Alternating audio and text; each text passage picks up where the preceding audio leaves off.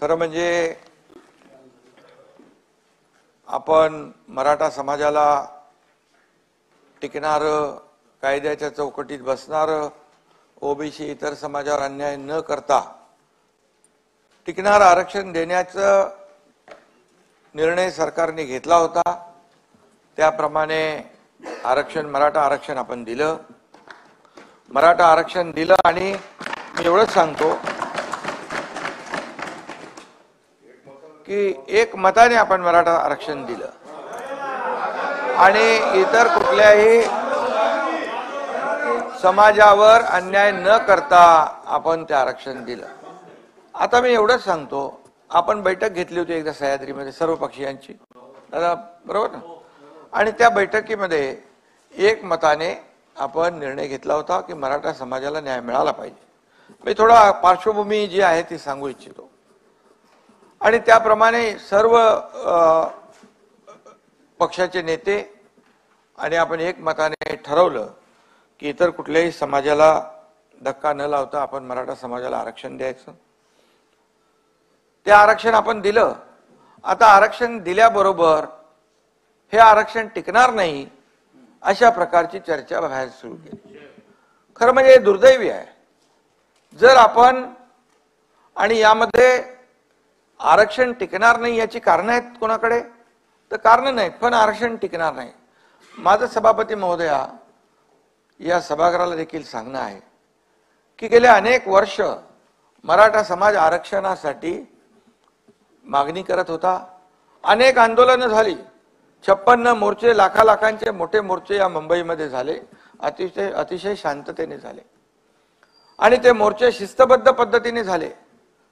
त्या मोर्चाची कोणी टिंगल चेष्टा केली हा विषय मी आज बोलत नाही, परंतु एवढ्या शिस्तीने मोर्चे निघालेले संपूर्ण देशाने जगाने पाहिले आणि मराठा समाज संयमी आहे, मराठा समाज शिस्तीने वागणार आहे अशा प्रकारचं त्यांच्या त्या मोर्चांमधून त्यांनी स्पष्ट करून दिलं।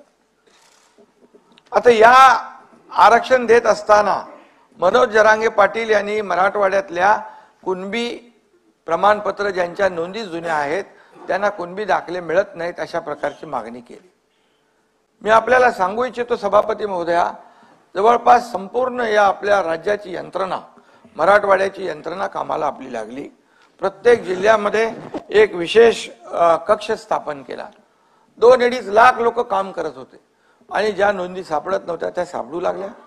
ज्या नोंदी, त्याचा कायदा होता पूर्वीपासून, मराठा समाजाच्या नोंदी असतील तर त्यांना प्रमाणपत्र मिळालं पाहिजे 1967 पूर्वीच्या, ते आम्ही सुरू केलं। त्यानंतर आणखी त्यापुढे जाऊन आपण जस्टिस शिंदे समितीला हे काम दिलं। जस्टिस शिंदे समिती इतक्या म्हणजे बारकाईने त्याच्यावर काम करत होती की मनोज जरांगे पाटील स्वतः म्हणाले की जस्टिस शिंदे समितीचं काम अतिशय उत्तम आहे आणि यांना आणखी आपण मुदतवाढ दिली पाहिजे। मग तेलंगणा, हैदराबाद या ठिकाणचे देखील जी काही रेकॉर्ड्स आहेत जुनी, ती रेकॉर्ड जसं जसं ते सांगत गेले तसं तसं आपण त्या ठिकाणी करत गेलो, हे मी मुद्दाम सांगतो। आणि पूर्णपणे सरकारने मराठा समाजाला न्याय कसा मिळेल या बाबतीमध्ये भूमिका घेतली। भूमिका घेत असताना जरांगे पाटील यांनी पहिलं कुणबी नोंदी ज्या जुन्या आहेत तो कायदा आपला आहे, 2000चा कायदा आहे, 2012चे रूल्स आहेत, 1967 पूर्वीचे जे काही दाखले आहेत, नोंदी आहेत, त्यांना आपण ब्लड रिलेशनला यामध्ये आपण द्यायचा निर्णय घेतला। त्याप्रमाणे प्रमाणपत्र देऊ लागलो। त्यानंतर मनोज जरांगे पाटील यांनी दुसरी मागणी या ठिकाणी केली की सरसकट पाहिजे। सरसकट हे आरक्षण प्रमाणपत्र हे देताच येणार नाही। त्यांना सांगितलं कायदेशीर हे टिकणार नाही, कायद्याच्या कसोटीवर टिकणार नाही।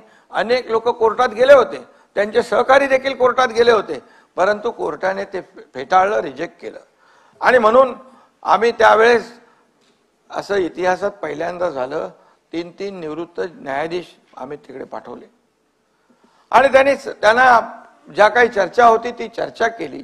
त्यानंतर मग दुसरा विषय आला, हे गेल्यानंतर मग सरसकट नंतर सगळे सोयरेचा विषय आला। त्याच्यानंतर मराठवाड्याची व्याप्ती सोडून अख्ख्या राज्याला तुम्ही कुणबी प्रमाणपत्र द्या, कुणाची मागणी नव्हती। त्यांचं म्हणणं होतं आम्हाला मराठा आरक्षण पाहिजे, इतर लोकांना मराठवाड्यामध्ये कुणबी प्रमाणपत्र पाहिजे, हे मिळत नव्हते, ते मिळू लागले. आणि इतर मराठवाडा सोडून ज्या लोकांची मागणी होती आम्हाला मराठा आरक्षण मिळालं पाहिजे. आता मराठा आरक्षण म्हणजे मागण्या त्यांच्या कशा बदलत गेल्या, म्हणजे यामध्ये नंतर मग ओबीसी मध्ये द्या, मराठा आरक्षण 10% आपण जे दिलं, मराठा आरक्षण 10% दिलं, हे कायद्याने दिले, आपण कायद्याने दिलेलं आहे आणि कायद्याच्या कसोटीवर टिकणारं आरक्षण आहे. सुप्रीम कोर्टाने देखील त्याच्यामध्ये एक विंडो ठेवली होती, पॅरा 550. मी मागच्या वेळेस ते या सभागृहात सांगितलेलं आहे की अतिशय अपवादात्मक परिस्थितीमध्ये राज्य सरकारला 50%च्या वरती आरक्षण देता येत आणि परिस्थिती निर्माण झाली. आपण मराठा समाजाला 10% आरक्षण दिलं.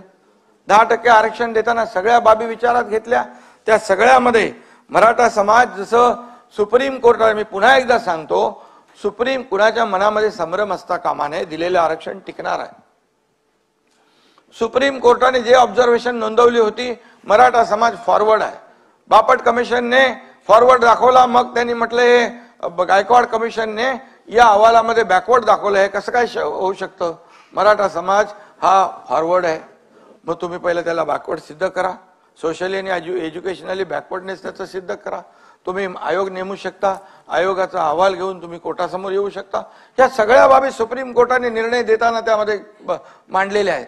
त्रुटी ज्या मांडल्या, या सगळ्या त्रुटी आणि सगळ्या बाबी आम्ही मागासवर्ग मराठा मागास समाज, जो आपला मागासवर्ग आयोग जो आहे, त्या आयोगाला या सगळ्या टीवार दिल्या आणि त्यामध्ये पूर्ण डिटेल अगोदरचा सर्वे, सॅम्पल सर्वे होता.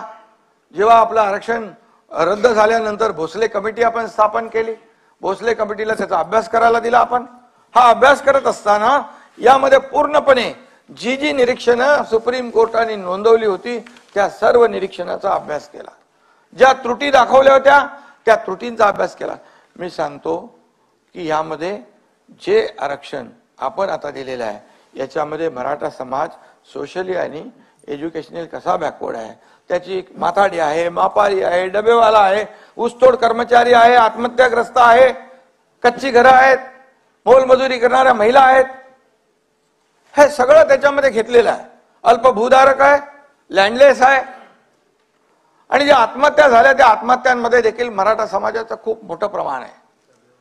डबेवाले, ह्या सगळ्या ज्या बाबी आहेत आपण त्याच्यावर आणल्या आणि त्याचं टक्केवारी मी जात नाही, माझे सगळे आकडे आहेत, पण मी त्याच्यामध्ये जाऊ इच्छित नाही. पूर्णपणे हे सगळं आपण केलं आणि मराठा समाजाला आरक्षण दिलं.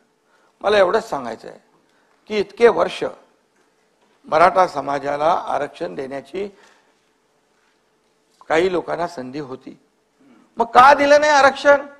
बरं, आरक्षण आम्ही दिल्यानंतर आरक्षण टिकणार नाही हे कुठल्या मुद्द्यावर आपण म्हणता? जेव्हा तुम्हाला संधी होती त्यावेळेस शशिकांतजी, मी जे बोलतोय त्याच्यामध्ये एकही शब्द चुकीचा असेल तर तुम्ही उठून उभे राहा. आणि म्हणून मी सांगतो की मराठा समाजाला आरक्षण देण्याची संधी होती. मराठा समाज हा मागास आहे हे माहिती असताना देखील त्याला आरक्षण दिलं नाही, त्याला आरक्षणापासून वंचित ठेवलं.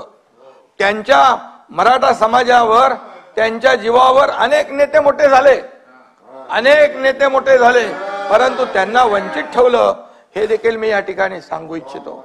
आणि हा एकनाथ शिंदे या मराठा समाजाला आरक्षण देण्यासाठी जाहीर छत्रपती शिवाजी महाराजांची शपथ घेतो. कोणी धाडस दाखवलंय? कोणी धाडस दाखवलंय? मला सांगा. मी दाखवलंय. माझी भूमिका प्रामाणिक आहे, माझी भूमिका प्रामाणिक आहे आणि मी जे बोलतो ते करून दाखवतो. खोटं आश्वासन बिलकुल देणार नाही. आणि मी सांगितलं ओबीसी समाजाचं आरक्षण इतर समाजाच्या आरक्षणाला धक्का न लावता हे आरक्षण देणार.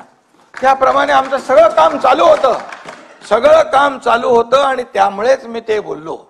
आणि त्याच्यानंतर त्याच्यापूर्वी इतक्या वर्षामध्ये आता आपण जेव्हा देवेंद्रजी मुख्यमंत्री होते त्यावेळेस देखील हे मराठा समाजाला आरक्षण आपण दिलं. आम्ही होतो, चंद्रकांत दादा कमिटीत होते, आम्ही सगळ्या कमिटीमध्ये होतो. आणि त्यावेळेस देखील ते दिलेलं आरक्षण हायकोर्टमध्ये टिकवलं. सुप्रीम कोर्टामध्ये देखील जोपर्यंत सरकार होतं, मुख्यमंत्री देवेंद्रजी होते, आम्ही सगळे होतो, तोपर्यंत ते आरक्षण रद्द झालं नाही। ही वस्तुस्थिती मी सांगतोय तुम्हाला। ज्या पद्धतीने आरक्षण तिथे कोर्टामध्ये ज्या बाबी मांडायला पाहिजे होत्या, जे पुरावे द्यायला पाहिजे होते, जे ट्रान्सलेशन करायला पाहिजे होतं, ज्या ज्या बाबी कोर्टासमोर आणायला पाहिजे होता, 2008 नंतर बापट कमिशनने जे निकष लावले होते, 2008 नंतर बदललेली परिस्थिती कोर्टासमोर विशद करायला पाहिजे होती। ह्या सगळ्या गोष्टी आणि त्याचं बॅकवर्डनेस जे आहे हे पूर्णपणे कोर्टासमोर मांडण्याची आवश्यकता होती। दुर्दैवाने ते झालं नाही, दुर्दैवाने ते झालं नाही। मी आणि म्हणून मी एवढंच सांगतो की ते टिकलं नाही आणि मग तेव्हा कोर्टाने निर्णय दिला, त्या निर्णयाच्या अनुषंगाने आपण या सगळ्या आणि मराठा समाजाला आरक्षण देण्याबद्दल देवेंद्रजींच्या मुख्यमंत्री पद असताना आम्ही दिलं।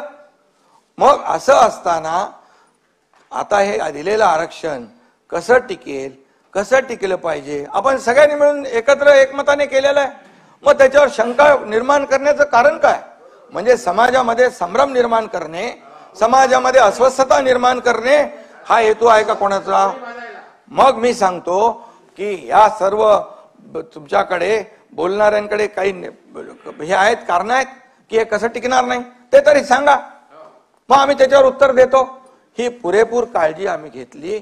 याच्यामध्ये सगळं त्यात कुठल्याही कोर्टामध्ये आता कोणी चॅलेंज केलं तरी सुद्धा कोर्टाला त्याची बाजू आम्ही मांडू।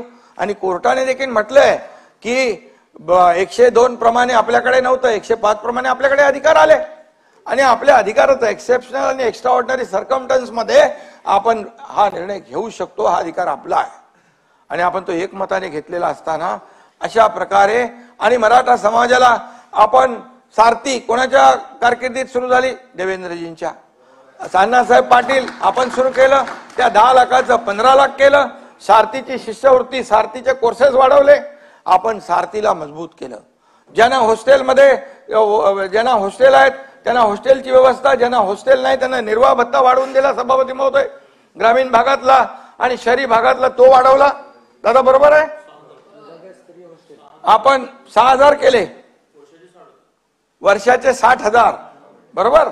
आणि म्हणून आणि आपण त्याही वेळेस सांगितलं मराठा समाजाला ओबीसी प्रमाणे सगळे सवलती मिळतील। आणि हे सगळं करत असताना आज आणि अधिसंख्य पद जे मराठा समाजाला जे आरक्षण रद्द झालं ज्यावेळेस सुप्रीम कोर्टात, आणि या दरम्यान ज्यांचं सिलेक्शन झालं होतं जवळपास 4,500 ते 5,000 लोक, कोणी त्यांना हात लावत नव्हतं। मी सांगितलं मी फेस करेन, त्यांना नियुक्त्या द्या। 5,000 लोक तिथं काम करतायत। त्याचबरोबर मॅट मध्ये काही 500 लोक गेले, एमपीएससी आणि इतर लोक मॅट मध्ये गेल्यानंतर हायकोर्टामध्ये एजी आणि आपल्या सर्व वकिलांना सांगितलं यांची बाजू लावून धरा, त्यांना देखील हायकोर्टाने त्यांच्या बाजूने निकाल दिला, ते 500 लोक कामाला लागले। हे प्रामाणिकपणे आपण केलंय, सरकारने प्रामाणिकपणे करत असताना या ठिकाणी अशा प्रकारचं बघा, मनोज जरांगे पाटील हा प्रामाणिकपणे मराठा समाजासाठी आंदोलन करत होता, त्याची राजकीय काही पार्श्वभूमी नव्हती। मी स्वतः गेलो तिथे, स्वतः गेलो, एकदा नाही 2 वेळा गेलो। कुठला मुख्यमंत्री जातो आपला सगळं प्रोटोकॉल बाजूला ठेवला, सगळं एवढ्या मोठ्या मॉब मध्ये मी गेलो स्वतः, शशिकांत शिंदे तिकडे होते, एवढ्या सगळ्या मॉब मध्ये असताना देखील मी तिकडे गेलो आणि हे केल्यानंतर आज ज्या वेळेस मनोज जरांगे पाटील यांच्याशी आम्हाला काही त्यांचं देणं घेणं नाही, परंतु ज्या पद्धतीने सरकारने केलेलं काम मराठा समाजासाठी ते ऍक्सेप्ट करायच्या ऐवजी सरकारवर टीका करणं, त्याचबरोबर मला देखील मुख्यमंत्री म्हणून मला देखील माझी पण सगळे काय काढायची ती काढली, उपमुख्यमंत्री सगळे मंत्री, अरे असं कधी होतं काय, असं कधी चालतं काय? सरकार म्हणून आम्ही निर्णय घेणारे लोक, विरोधी पक्षाला सोबत विश्वासात घेऊन आम्ही निर्णय घेतला आणि तो निर्णय घेत असताना मग एकेरी पद्धतीने बोलणं आणि त्यानंतर या सगळ्या गोष्टीचा कहर केला की देवेंद्रजींना अगदी खालच्या पातळीवर त्यांच्यावर आरोप केला की त्यांना विष देऊन मारणार आहेत। आणि हे म्हणजे जेव्हा अशा प्रकारचं वक्तव्य त्यांच्याकडून होऊ लागलं, मी प्रेस कॉन्फरन्स मध्ये देखील म्हणालो की ही भाषा जी आहे कार्यकर्त्याची नाही, ही भाषा राजकीय भाषा आहे आणि त्याच्या मागे कोण आहे? खरं म्हणजे आज आपलं हे महाराष्ट्र एक पुरोगामी महाराष्ट्र आहे. सगळ्या जातीपाती इथे एकत्र राहतात, एकत्र नांदतात, एकत्र काम करतात आणि जाती जातीमध्ये भांडणं लावण्याचं काम कुणालाही करता येणार नाही. आणि आम्हाला कळलं ते, त्यामुळे आम्ही ओबीसी बांधवांना देखील सांगितलं, तुम्ही तुमच्यावर कुठलाही अन्याय होणार नाही, सरकारवर विश्वास ठेवा. एकनाथ शिंदे आणि आमचं सरकार कुठल्याही परिस्थितीत खोटं बोलून कोणालाही फसवणार नाही, कोणालाही फसवणार नाही आणि काम काढण्यापुरतं, पुढे टाळण्यापुरतं कुठलाही निर्णय सरकार घेणार नाही, हे स्पष्टपणे आम्ही सांगितलं. नोटिफिकेशनचा विषय पण आपल्या समोर आहे. नोटिफिकेशनवर 6 लाख आक्षेप आले आणि कुठल्याही कायद्याच्या बाहेर जाऊन सरकार कुणाला तरी खुश करण्यासाठी आम्ही कुठलंही असं खोटं आश्वासन देणार नाही, हे मी स्पष्टपणे अनेक वेळा सांगितलेलं आहे. आणि म्हणून कुणबी प्रमाणपत्र ज्यांना पाहिजेत, ज्यांच्या नोंदी आहेत त्यांना कुणबी प्रमाणपत्र मिळत आहेत. आज मराठा समाजाला आरक्षण 10% आपण दिलेलं आहे. हे 10% आरक्षणाचा लाभ देखील या मराठा समाजाला मिळणार आहे. आणि म्हणून अशा प्रकारे कोण याच्यावर कोणी आपले प्रवीण दरेकर बोलले असतील, आणखी कोणी बोलले असतील, आपणही बोलला असाल, याच्यामध्ये काही लोकांनी हे मीडियावर, सोशल मीडियावर चर्चा केली. जे मनोज जरांगे पाटील सोबत काम करणारे होते, त्याच्यामुळे ही सगळी चर्चा झाली. आणि मग चर्चा झाल्यानंतर रात्री कोण गेलं, सकाळी कोण गेलं, नेहमी कोण तिकडे जातो, ह्या सगळ्या गोष्टी लपत नाहीत. ह्या कुठल्याही गोष्टी लपत नाहीत. दगडफेक झाली त्यावेळचा देखील पूर्णपणे अहवाल पोलिसांकडे, साईडीकडे आहे. कोणी दगड जमा केली, कोणी दगड मारायला लावली, ह्या सगळ्या गोष्टी काय लपतात का? आतापर्यंत बिलकुल सरकार पूर्णपणे एक सहानुभूती, एक मराठा संयम ठेवला होता. अरे जाळपोळ करायला लागले, आमदारांचं घर जाळायला लागले, त्याच्या घरात फॅमिली असताना एसट्या जाळून टाकल्या, सगळं मालमत्ता जप्त केली. आणि मग अशा परिस्थितीमध्ये सरकारने काय करायचं? हातावर हात बांधून बसायचं? हायकोर्टाने देखील सांगितलं, बाकी सर्व समाजाचं आणि महाराष्ट्रातल्या जनतेच्या जीविताचं रक्षण करायचं काम, कायदा सुव्यवस्था राखण्याचं काम सरकारचं आहे. आणि म्हणून सरकार कुठल्याही परिस्थितीमध्ये हातावर हात धरून बसू शकत नाही आणि सरकार कुठल्याही परिस्थितीमध्ये कोणावर अन्याय देखील करू शकत नाही. आज प्रामाणिकपणे आंदोलन होतं, प्रामाणिकपणे मंत्री गेले, मुख्यमंत्री गेले, सगळे अधिकारी गेले, सगळे आम्ही पाठवले. परंतु एक कुठेतरी एक माणसाने कायद्याच्या चौकटीमध्ये जे नाही बसणार त्याची मागणी करणं हे योग्य आहे का? आणि म्हणून ज्या गोष्टी बाहेर येत आहेत आणि देवेंद्रजींना हे करणं, आता कोणीतरी म्हणालं, अंबादास तुम्ही म्हणालात की मुख्यमंत्र्यांच्या बद्दल ते बोलत नाहीत, ह्यांच्याबद्दल बोलतायत, म्हणजे आमच्यामध्ये काही दुफाळी होणार नाही. कारण माझ्याबद्दल पण बोललेला आहे तो, आणि जरी नसेल बोलला तरी सुद्धा सरकार म्हणून आमची कलेक्टिव्ह जिम्मेदारी आहे, कलेक्टिव्ह जबाबदारी आहे. त्यामुळे अशा प्रकारचं हे देखील मनोज जरांगे पाटील यांच्या तोंडून जे येतंय, मग का नाही बोलणार हे लोक की मग ही भाषा कुणाची आहे? हे सगळं स्ट्रॅटेजी कुणाची आहे की एकावर आरोप करायचं, दुसऱ्याला सेफ ठेवायचं? पण आमच्या सरकारमध्ये कुठलाही निर्णय, मी घेतलेले प्रत्येक निर्णय दोन्ही DCM, आमचे संबंधित मंत्री यांच्याशी चर्चा करूनच शेवटी हा राज्याचा एक संवेदनशील विषय आहे. आणि म्हणून अशा प्रकारे जे आपण आता दिलंय, मराठा समाजाला आरक्षण 50% दिलंय, तिथे कुणबी प्रमाणपत्र जी आहेत ती मिळत आहेत. आणि जो काय बॅकलॉग होता मराठा समाजाला मिळत नव्हतं ते सुरू केलं आपण. त्याचं सगळ्यांनी स्वागत केलं पाहिजे, सगळ्यांनी त्याचं स्वागत केलं पाहिजे आणि त्याच्यामध्ये काम कसं टिकेल या बाबतीमध्ये बोललं पाहिजे. आणि म्हणून मला वाटतं की याच्यामध्ये जे काही यांनी मुद्दे उपस्थित केलेले आहेत कोणी, आणि कायदा सगळ्यांना समान असावा, मी प्रेस कॉन्फरन्स मध्ये पण बोललो, कायद्यापेक्षा कोणी मोठा नाही, मुख्यमंत्री असला तरी तो सुद्धा नाही, कायदा त्यांनी पाळला पाहिजे. आणि म्हणून कायदा आपण या सार्वभौम या सभागृहामध्ये कायदे पारित करतो. या कायद्याचं उल्लंघन कोणालाच करता येणार नाही. जयंतराव, सगळ्यांनी कायदा पाळला पाहिजे आणि म्हणून कायद्यापेक्षा कोणी मोठा नाही. काय भाषा, काय हे करून टाका, ते करून टाका, हे झालं पाहिजे, ते झालं पाहिजे, हे बंद करा, हे गाव बंद करा, असं कधी झालं होतं आपल्याकडे? असं कधी झालं होतं आपल्याकडे? असं कधीच झालं नव्हतं. आणि म्हणून याच्यामध्ये बघा, आपल्याला मी सांगतो, हा आपला महाराष्ट्र आहे, आपली एक संस्कृती आहे, आपली परंपरा आहे आणि या सगळ्या गोष्टी ज्या आहेत याच्यामध्ये कुणाला उतरवा आणि काय काय भाषा,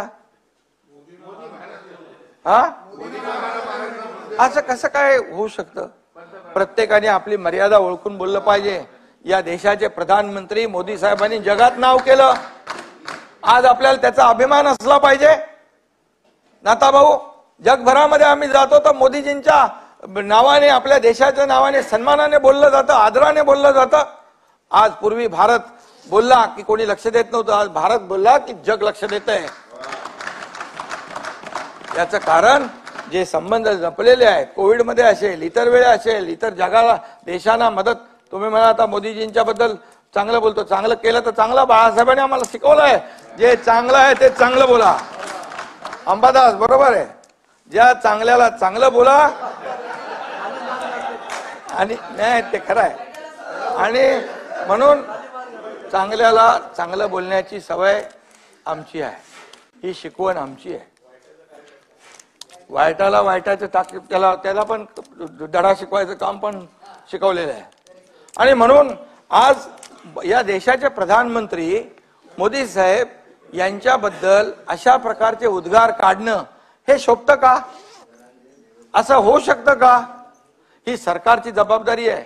आणि म्हणून एका मर्यादेपर्यंत आपण टॉलरेट करू शकतो. एका मर्यादेच्या नंतर जेव्हा वाटलं या पाठवून यांच्या स्टेटमेंटला, बोलण्याला, भाषेला काहीतरी वेगळा राजकीय वास येतोय, त्यावेळेस मग मी पण बोललो की कायद्यापेक्षा कोणी मोठा नाही. कायदा हातात घेण्याचा अधिकार कोणालाही नाही आणि कायदा कोणी हातात घेऊ शकत नाही. शेवटी मला मुख्यमंत्री म्हणून इतर सगळे समाज जे आहेत त्यांची जबाबदारी आपली आहे. उद्या शशिकांत शिंदेच्या गाड्या अडवल्या आणि फोडल्या तर चालेल? नाही चालणार. तुम्हाला तुमच्या मागे सरकार उभं राहील. तुमच्यावर जरी झालं तरी हा सरकार तुमच्या पाठीशी उभं राहील. आणि मी सांगतो पुन्हा एकदा, जे मी जाहीरपणे शपथ घेतली तिथं मराठा समाजाच्या ऐवजी दुसरा कुठलाही समाज असता तर त्यासाठी देखील या एकनाथ शिंदेने ती शपथ घेतली असती. सगळ्यांना घेऊन सोबत आपल्याला हे राज्य पुढे न्यायचं आहे, राज्याचा विकास सुरू आहे. आणि म्हणून आज जे काही इथे चर्चा झाली, आता नारायण राणेंना एक झालं ना, आपण साक्षीदार होतो सगळे, ते तर केंद्रीय मंत्री होते, ताटावरनं उठवलं, एवढी घाई का होती? ताटावरून जेवताना उठवलं, एवढा काय गुन्हा होता? हनुमान चालीसा वाजवला, ते हनुमान चालीसा देशद्रोही गुन्हा दाखवून त्या खासदार महिला भगिनीला जेलमध्ये टाकून दिलं. 12 दिवस का 14 दिवस. कंगना रनावतला 80 लाख रुपये दिले, महापालिकेचे खर्च केले आणि ते घर तोडायला लावलं. तुमचा पत्रकार लोक किती लोक आहेत, किती अनाथा भाऊ त्यावेळेस झालं, पण आम्ही काही केलं नाही. आम्ही सूडबुद्धीने वागलो नाही. आणि म्हणून आता माझं एवढं म्हणणं आहे की जे काय आहे ही वस्तुस्थिती जी आहे ही समोर आली पाहिजे. चौकशी त्याची आपण मागणी केलेली आहे. त्या बाबतीमध्ये जे काही आता मी डिटेल त्याच्यात बोलत नाही, SIT आपण त्याच्यामध्ये नेमू आणि SITच्या माध्यमातून जे काय आहे ते सत्य जे आहे ते सत्य बाहेर येईल, त्याची चौकशी होईल आणि दूध का दूध पाणी का पाणी व्हायला पाहिजे. परंतु मी एवढं सांगतो, कोणालाही यामध्ये सूडबुद्धीने आकस्पोटी कुठलीही कारवाई कोणावर केली जाणार नाही. परंतु विरोधी पक्षाने देखील या मराठा आरक्षणामध्ये कुठपर्यंत आपण सहकार्याची भूमिका किंवा विरोधाची भूमिका किंवा राजकारणाची भूमिका घ्यावी हे ठरवलं पाहिजे. कारण हे आपण एकमताने निर्णय घेतलेला आहे, हे मी पुन्हा एकदा आपल्याला सांगू इच्छितो. आणि म्हणून माझी सगळ्यांना विनंती आहे की यामध्ये ज्या पद्धतीने कुणी माणूस असेल तो खालच्या पातळीवर बोलू लागला, जर एकेरी भाषेत बोलू लागला, खोटे नाटे आरोप करू लागला, तर त्याला बिलकुल पाठीशी कोणी घालता कामा नये. आणि म्हणून ज्या देवेंद्र फडणवीसांनी जे आरक्षण पूर्वी दिलं होतं ते मराठा समाजाच्या हितासाठी दिलं होतं, मराठा समाजाच्या ते विरोधात नाहीत. आणि म्हणून मराठा समाजाच्या विरोधात ते कसे आहेत हे दाखवण्याचा केविलवाना प्रयत्न कुणी करू नये. या महाराष्ट्रातली जनता सुज्ञ आहे आणि सरकार म्हणून आम्ही एकत्र बसून हा निर्णय घेतलेला आहे. त्यामुळे माझी सगळ्यांना विनंती, याच्यामध्ये राजकारण कृपया न आणता एकमताने केलं ना. अरे भाई, एकमताने केलं, एकमताने केल्यानंतर बोलू लागले हे टिकणार नाही. हे कसं टिकणार? हे टिकणार नाही. अरे का टिकणार नाही त्याचे कारण द्या. का टिकणार ते आम्ही सांगतो. आज सगळं पूर्ण आम्ही दिलेलं आहे. त्याच्यामध्ये 2.5 कोटी लोकांचा सर्वे केलेला आहे, एक्सटेन्सिव्ह केला आहे, सॅम्पल नाही, डिटेल मध्ये भाई केलाय. 4 लाख लोक काम करत होते डे नाईट. आणि म्हणून कधीच झालं नव्हतं अशा पद्धतीने ते आपण केलं. त्यामुळे याचं स्वागत केलं पाहिजे, समाधान मानलं पाहिजे. हे असं आरोप प्रत्यारोप करून राजकीय भाष्य करून कुणालाही काही साधता येणार नाही. उलट मराठा समाजासाठी जे सरकारने केलंय, मराठा समाजाला पूर्ण त्याची जाणीव आहे. आणि म्हणून माझी आपल्या सगळ्यांना विनंती आहे, या विषयावर कृपया राजकारण करता कामा नये. धन्यवाद. सभागृहामध्ये आज पुरवणी मागण्यांचं कामकाज बाकी आहे.